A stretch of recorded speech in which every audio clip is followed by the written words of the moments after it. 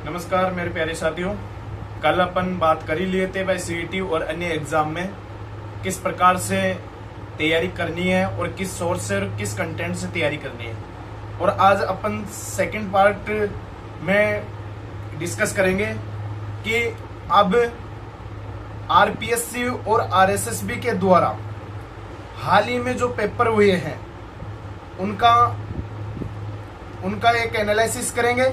अभी तो मैं बताता हूं 2025 और 26 में जितने भी पेपर हुए हैं उनकी जीरोक्स निकलवा के और उनमें से ये देखो कि आरपीएससी और आरएसएसबी किस प्रकार से खतन और निष्कर्ष में और कौन से सोर्स से या कौन से ऑथेंटिक सोर्स से क्वेश्चन पूछ रहे हैं और करंट अफेयर्स में और साइंस टेक में किस प्रकार से क्वेश्चन पूछ रही है।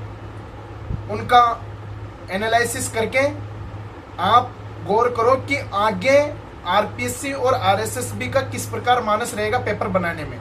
आप पढ़ाई के साथ साथ में यह भी देखा करो या स्टडी करते समय यह भी देखा करो कि आरपीएससी और आरएसएसबी इस क्वेश्चन को इस प्रकार भी पूछ सकती है।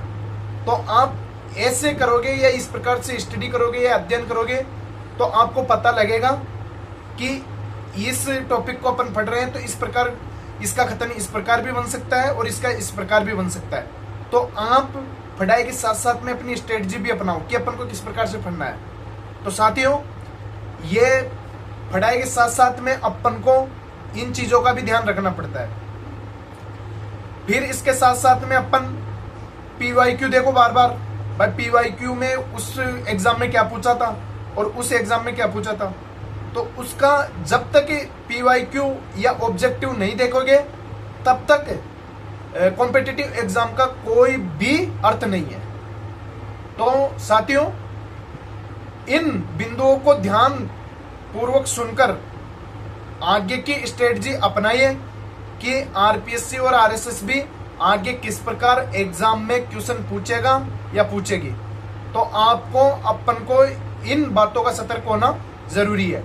फिर उसके साथ साथ में अपन को सिलेबस की फोटोकॉपी निकलवा के रख लेनी चाहिए। उसको बार बार में सिलेबस को देखते रहना चाहिए।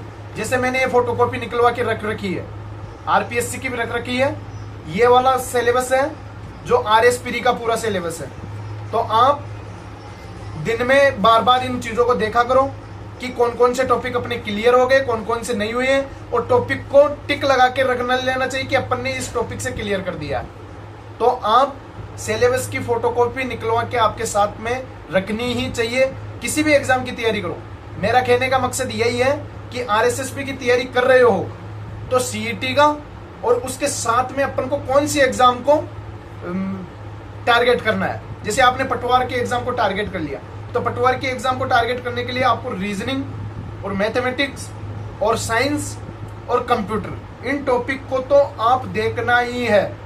बाकी फिर रही राजस्थान जीके सभी में कॉमन है कि सभी एग्जाम में कॉमन पूछ रहे। आरएसएसबी का तो लगभग सेम पैटर्न दे रहा है भाई। जैसे भारत की जीके दे रहा है तो भारत की जीके के भी टॉपिक को सेम दे रहा है। तो लगभग सब एग्जाम में उसका तो कॉमन है। तो आप इस प्रकार से टॉपिकों को क्लियर करते करते और अपने सिलेबस को कवर करते जाइए। सीईटी के साथ साथ में अपन पटवारी, वीडियो इनको भी टारगेट करते चलते जाए तो अपना एग्जाम आराम से क्लियर होगा। इसके साथ साथ में अपन को रिवीजन का विशेष तौर ध्यान रखना है। रिवीजन किस प्रकार से करना है, पहले आपको एनसीईआरटी या ऑथेंटिक सोर्स है उसको पढ़ते जाइए या फिर एक कोचिंग को जो बढ़िया कंटेंट दे रहा है उस कोचिंग को अपना लेनी चाहिए। जैसे मैंने कल भी बताया था, या तो आप बूस्टर एकेडमी से कपिल जी सर से ले लो या फिर आप स्प्रिंग बोर्ड के नोट्स ले आओ या सिरेमिक वाली है विकास जी गुप्ता सर की, उसकी ले आओ। तो आप इनके सोर्स से देख सकते हो और आगे को टारगेट कर सकते हो। क्योंकि साथियों, अब पेपर वो नहीं रहा है जो आरपीएससी आरएसएसबी आज से 5 साल पहले पूछा करती थी। अब डीपली तक जा रहा है। दोनों बोर्ड अपनी दमखम लगा रखा है पेपर बनाने में। अपन से ज्यादा मेहनत अभी बोर्ड कर रहा है, यानी कि अपन से ज्यादा अभी बोर्ड कर रहा है क्वेश्चन बनाने में, क्वेश्चन के मामले में। और आपको क्वेश्चन में फंसना नहीं है। अब जिसको आता है वो सभी को ही आएगा, और जिसको नहीं आता है उसको सोचना है कि अपन को इसको अटेम्प्ट करना है कि नहीं करना है। क्योंकि साथियों अपन नेगेटिव में ज्यादा चले जाते हैं, तो नेगेटिव का विशेष तौर ध्यान रखना है, क्योंकि हर एग्जाम में नेगेटिव 1/3 हो गया है। और विशेष तौर से ओएमआर भरते समय अपन को अच्छी तरीके से ध्यान रखना है, ओएमआर में एक भी गलती न करें। ओएमआर भरते समय अपन को पूरा कंसंट्रेट पावर के साथ में ध्यान रखना है, क्योंकि ओएमआर भरते समय गलती कर देते हैं अपन। और ई गोला आता है, उसका विशेष तौर से ध्यान रखना है। ई गोला जैसे आप नहीं आ रहा है तो उसका ई गोला जरूर लगाना है, क्योंकि कई बार बच्चे ई गोला की वजह से भी क्वालिफाइंग नहीं हो पाते हैं। 10% का ई गोला नहीं भरते हैं तो अपन डिस्क्वालीफाई हो जाते हैं। तो इस प्रकार साथियों हर चीज का ध्यान रखना है। कॉम्पिटिटिव एग्जाम एक स्ट्रेटजी के साथ में है, इसको फाइट करने के लिए अपन को कई बिंदुओं का ध्यान रखना पड़ता है। शुरुआत में किस की तैयारी करनी है, फिर उसके साथ साथ में उसका सिलेबस उठाओ, सिलेबस के साथ साथ में उसके टॉपिक कवर करते जाओ। उसके बाद में ये देखो कि कौन सी कोचिंग के या कौन सा कंटेंट अपन को पढ़ना चाहिए कि जिससे ज्यादा मार्क्स आ सके, तो उनको देखो। पीवाईक्यू देखो, पीवाईक्यू के साथ साथ में अपन को ओएमआर की प्रैक्टिस करो। ओएमआर की प्रैक्टिस जितनी ज्यादा करोगे उतनी बढ़िया निखार आएगा।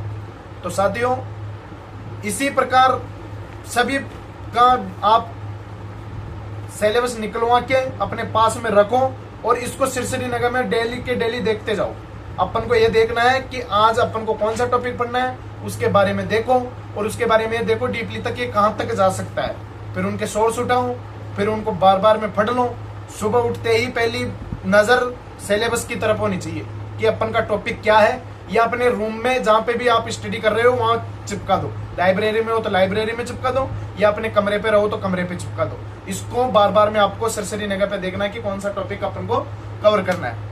फिर रही बात एग्जाम के टाइम पे आपको क्या करना है, एग्जाम के टाइम पे बार बार रिवीजन करना है, भटकना नहीं है। ये नहीं देखना है कि अपन को उस सोर्स से पढ़ लेना चाहिए, ये नहीं देखना चाहिए कि अपन को उस सोर्स से पढ़ लेना चाहिए। मार्केट में भीड़ भड़क्का है, लोग किताबों के चक्कर में पड़े रहते हैं, पढ़ाई करते नहीं है। आज उसकी बुक ले आए, आज उसकी ले आए, उसी में रह रहे हैं।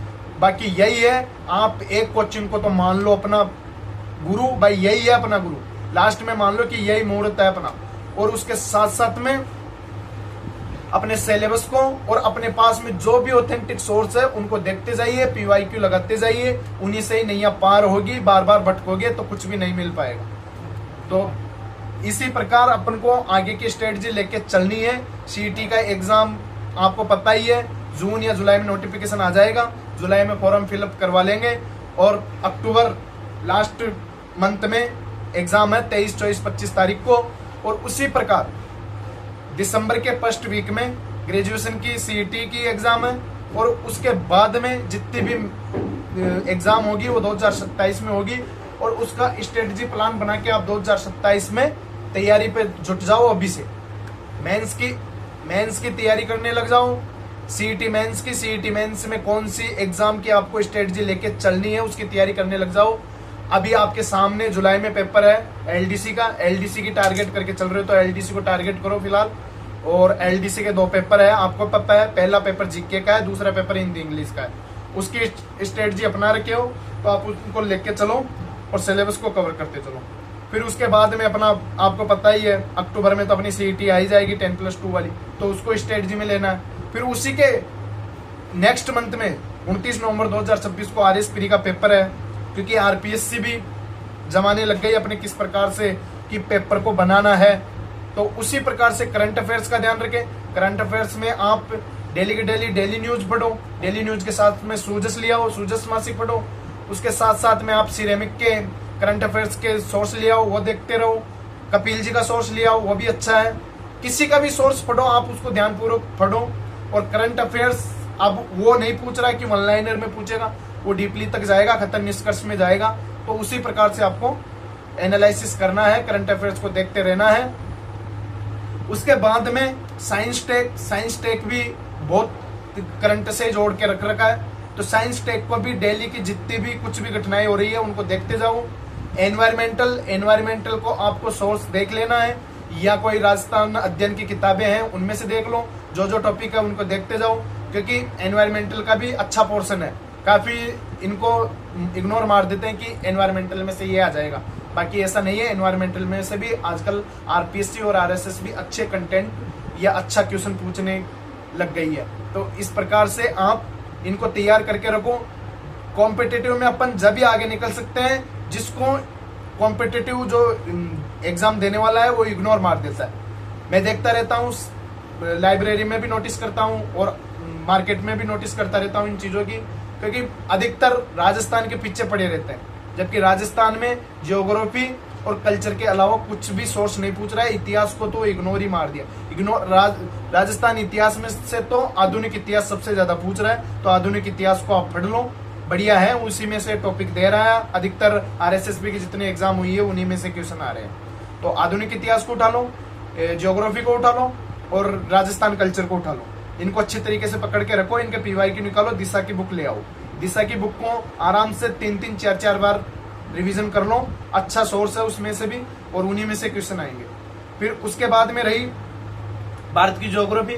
भारत की ज्योग्राफी के लिए आप महेश ब्रनवाल ले आओ, वो एनसीईआरटी बेस पे है और अच्छी बुक है वो भी।